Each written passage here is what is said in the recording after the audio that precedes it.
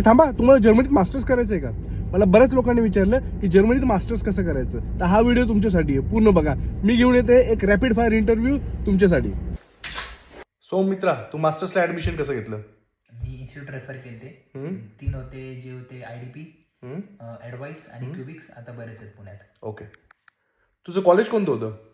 इथे generally 2 concept आहेत, public आणि प्रायव्हेट. माझं प्रायव्हेट होतं. पब्लिकची फीज किती? पब्लिक कॉलेजची पब्लिक कॉलेजची कॉलेज टू कॉलेज डिफर करते, बट जनरली 3 लाख ते 5 लाखामध्ये होऊन जातं 2 वर्षाचं. प्रायव्हेट कॉलेजची फीज किती?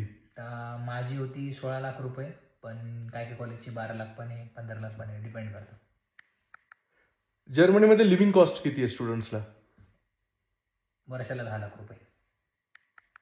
मास्टर्सला ऍडमिशन मिळवण्याची बेसिक रिक्वायरमेंट काय? ग्रॅज्युएशनचे क्रेडिट्स, लँग्वेज आणि जॉब एक्सपिरियन्स. ओके. 3 गोष्टी स्टुडंट लोन मिळतं का? मिळतात. कोणत्या बँकेतनं लोन घेतलं तू? मी महाराष्ट्र बँकेतनं घेतलं होतं, पण जनरली लोक HDFC मधनं करतात खूप जण. विजा टाईप कुठला? डी विजा भेटतो जनरली, जो 6 महिन्यासाठी व्हॅलिड असतो. एंट्री विजा म्हणतात त्याला. ओके. विजासाठी ब्लॉकिंग अमाऊंट किती? 10 लाख रुपये ब्लॉक करावं लागतात तुला जनरली. ओके.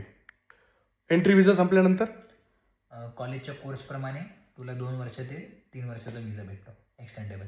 ओके. सोहम, एक मेसेज काय देशील? सुरुवातीला अवघड वाटेल, पण नंतर सगळं सोपं जाईल.